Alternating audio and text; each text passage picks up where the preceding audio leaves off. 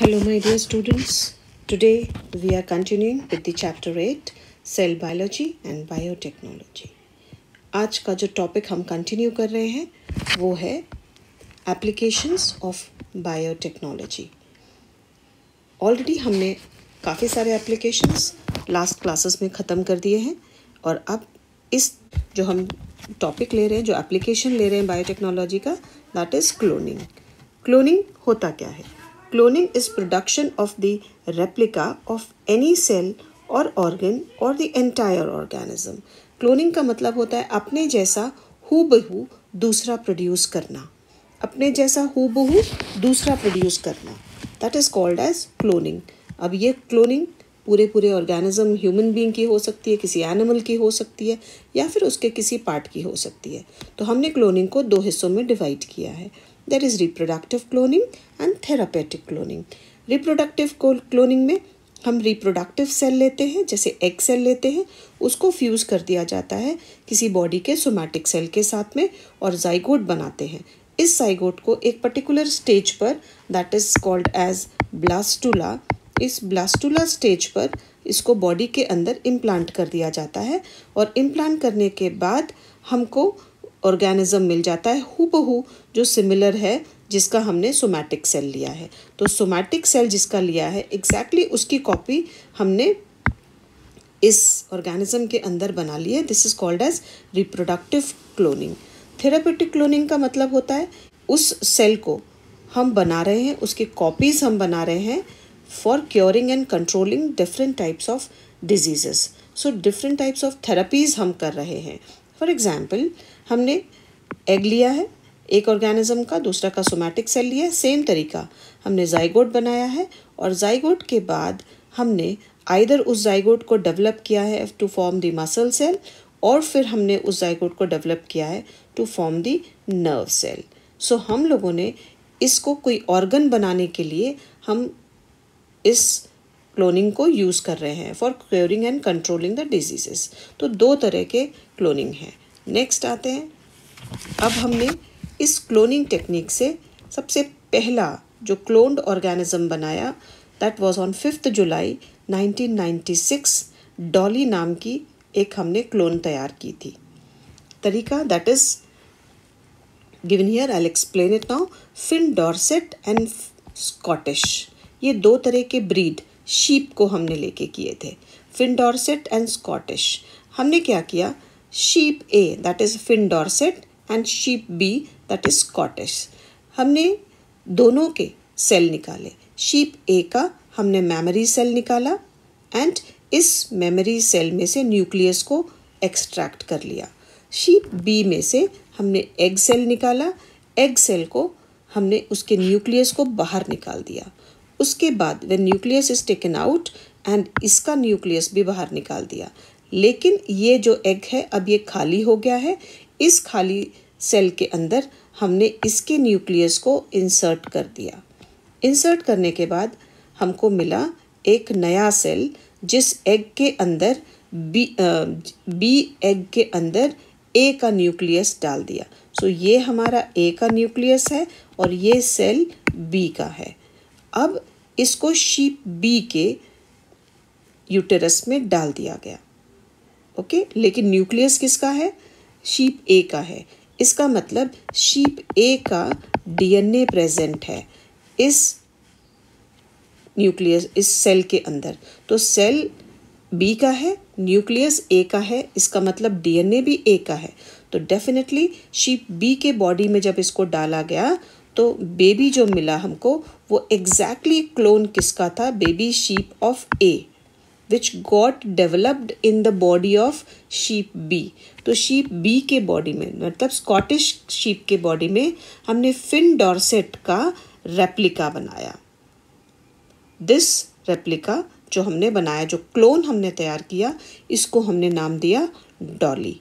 अब डॉली आज नहीं है, she is no more, but इस डॉली को हमने 1996 में तैयार किया था. This is called as cloning. अगला आता है डीएनए फिंगरप्रिंटिंग. डीएनए फिंगरप्रिंटिंग क्या होता है? जैसे हमारे थंब का एवरी पर्सन, हर ऑर्गेनिज्म के पास अलग अलग थंब प्रिंटिंग होते हैं।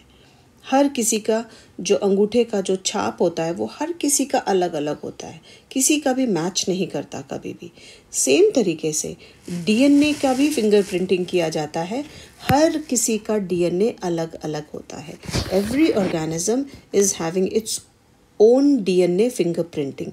डीएनए फिंगरप्रिंटिंग अगर एग्जैक्ट मैच होता है तो सिर्फ और सिर्फ 2 मैटरनल ट्विंस का जो डीएनए है वो एग्जैक्ट मैच होगा, बाकी किसी का भी डीएनए 100% मैच नहीं होगा। कुछ रूल्स फिक्स किए गए हैं जिसके आधार पे हम बोलते हैं कि भाई इनका डीएनए मैच हो रहा है, और वो डीएनए मैच होता है या तो आपके पेरेंट्स से, आपके मदर से, आपके फादर से, सिस्टर से, ब्रदर से, या बहुत आपके नियर डियर वन से, दैट इज़ रिलेटिव्स के। तो रिलेटिव्स का डीएनए कुछ कुछ मैच होता है। So on the basis of that we decide the कि भाई ये बंदा, इसका भाई है, इसकी बहन है, इसका कज़न है, किथन किन्स है। तो इस हिसाब से हम रिलेशंस को भी डेवलप करते हैं। तो ये डीएनए फिंगरप्रिंट में आपको नज़र आ रहा है। हमने यहाँ पे थंब प्रिंटिंग नहीं देखते, बट यहाँ पे हम डीएनए की फिंगरप्रिंटिंग देखते हैं। ये 2 DNA, this is her DNA girl का, ये बॉय का डीएनए है। तो डीएनए फिंगरप्रिंटिंग एक टेक्निक होती है, उस टेक्निक के थ्रू हम डीएनए सीक्वेंसिंग को देखते हैं। ये जो डीएनए प्रेजेंट होता है, इस डीएनए के अंदर कुछ एरियाज होते हैं विच आर कोडेड एरियाज, और कुछ एरियाज खाली होते हैं। हम लोगों को जो एरियाज खाली होते हैं they are called as introns, इनको हम इंट्रॉन्स बुलाते हैं, और जो एरियाज कोडेड होते हैं उनको एक्सॉन्स बुलाते हैं। डीएनए फिंगरप्रिंटिंग में हम लोग इंट्रॉन्स यूज़ करते हैं बिकॉज ये खाली रीजन्स जो प्रेजेंट होते हैं, दैट इज़ इंट्रॉन्स, हर एक ऑर्गेनिज्म के अंदर इंट्रॉन्स अलग अलग होते हैं, साइज डिफरेंट होता है, कहीं छोटा कहीं बड़ा। तो ये गैप्स डिसाइड करते हैं कि डीएनए फिंगरप्रिंट कैसे और कितना मैच होता है। That is called as DNA fingerprinting. Now DNA fingerprinting करने के लिए DNA has to be extracted from the blood, stains, semen, hair, skin fragments, etc. Hair should be with the root cell. DNA को match किया जाता है with the suspect, कि जिस पे हमें शक है उसके साथ में आइडेंटिफाई कर लिया जाता है। हर पर्सन का एक यूनिक डीएनए सीक्वेंस होता है। इस डीएनए फिंगरप्रिंटिंग को हम यूज़ करते हैं इन forensic science, okay, identification of the rape case में, रेपिस्ट को आइडेंटिफाई करने के लिए, मर्डर मिस्ट्री में मर्डरर को आइडेंटिफाई करने के लिए, किथ एंड किन रिलेशनशिप को मेंटेन एस्टेब्लिश करने के लिए। लाइक भाई अगर कोई आके कहता है कि मैं तुम्हारा भाई हूँ या मैं तुम्हारी बहन हूँ या मेरे फादर हैं या मेरे मदर हैं, तो इस रिलेशनशिप को फाइंड आउट करने के लिए भी डीएनए फिंगरप्रिंटिंग की जाती है। एवोल्यूशनरी रिलेशनशिप डेवलप करने के लिए भी डीएनए फिंगरप्रिंटिंग की जाती है कि किसके बाद कौन ऑर्गेनिज्म आया है। That also can be done with the help of DNA fingerprinting. India में centre for DNA fingerprinting and diagnostics is present in Hyderabad, CDFT, जहाँ पे डीएनए फिंगरप्रिंटिंग की जाती है। Now we are going to go to the next use, that is industrial products. It is also called as white biotechnology. Various industrial chemicals can be produced through less expensive process. यहाँ पे इस biotechnology के help से हम cost reduction भी कर रहे हैं। बनाने में जो जितना खर्चा आता है उसको हम मिनिमाइज कर रहे हैं by using different biotechnological techniques. For example, production of alcohol from sugar molasses with the help of transgenic yeast. हमने yeast को modify किया है and this modified yeast is able to produce alcohol from molasses in a very short period of time, and it has also enhanced the quality of the alcohol. Biotechnology is also helpful in maintaining the environmental conditions. How?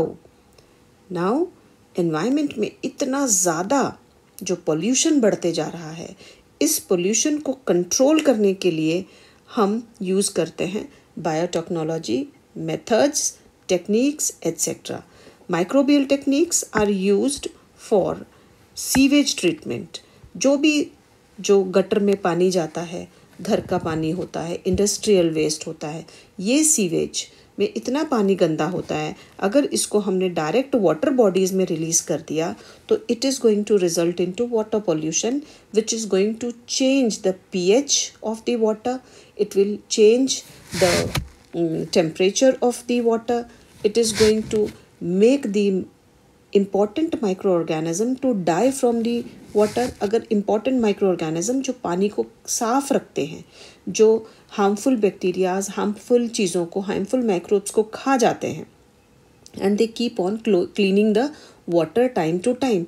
तो इस sewage की वजह से, pH change होने की वजह से, excess growth of अलगी की वजह से, excess growth of chemicals, micro organisms की वजह से इम्पॉर्टेंट माइक्रो ऑर्गेनिज्म मर जाते हैं and they result into death of flora and fauna of the water bodies.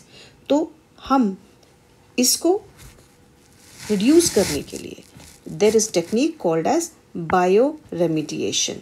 तो bio remediation is destruction of the toxic chemicals and harmful pollutants with maybe in water, maybe in air or maybe in soil with the help of the plants and microorganisms. तो तीनों जगह soil के pollutants, water के pollutants and maybe air pollutants, तीनों के तीनों pollutants हम through the bioremediation we can correct them. Plants के help and microorganisms के help से.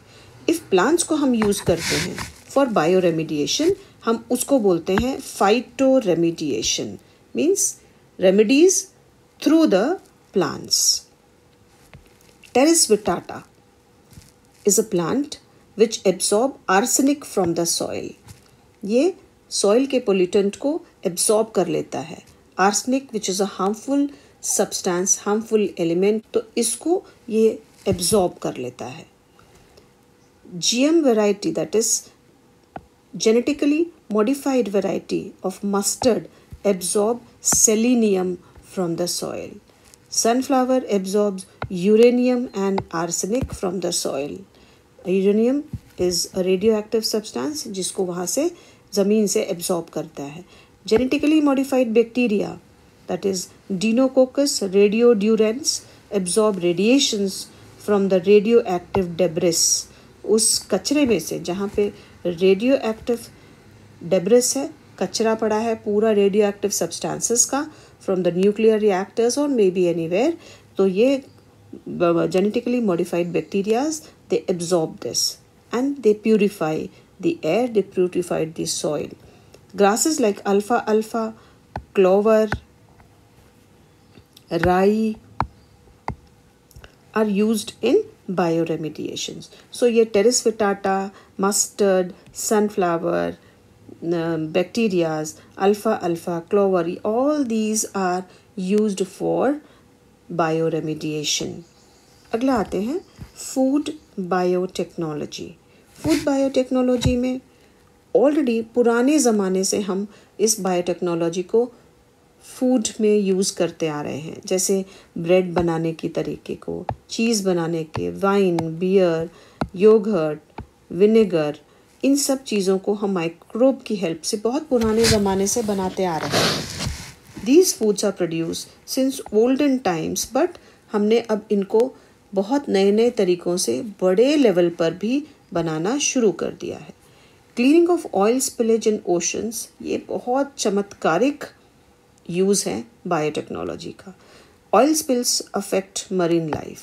जब भी बड़े बड़े शिप्स या कोई दुर्घटना हो जाती है समुद्र में, तो वहाँ पर बड़े पैमाने पे जब ऑयल स्पिल हो जाता है तो उसकी वजह से जो ऑर्गेनिजम्स हैं, flora and fauna of the ocean life is destroyed, they die, and they also are responsible for killing human beings because those fishes which are infected by these harmful oils they can cause diseases in the human body. तो human body के अंदर इनकी वजह से disease भी हो जाती है। तो हमको बहुत इम्पॉर्टेंट है कि अगर हमको फ्लोरा और फौना बचाना है मरीन लाइफ का, तो हमें ऑयल स्पिल को रिमूव करना है, which is just impossible process. लेकिन हमने ये पॉसिबल करके दिखाया है। With the help of biotechnology we have developed a bacteria which is oil digesting bacteria and it multiplies so fast कि ये digest करते चले जाता है ऑयल को and clean करता है ओशन को। इसकी डिस्कवरी, इस ऑयल स्पिलिंग को डाइजेस्ट करने वाला, इस ऑयल को डाइजेस्ट करने वाला bacteria, this was discovered by doctor Anand Mohan Chakravarty. मतलब he has given us a beautiful technique, a marvelous technique to remove oil spills from the water.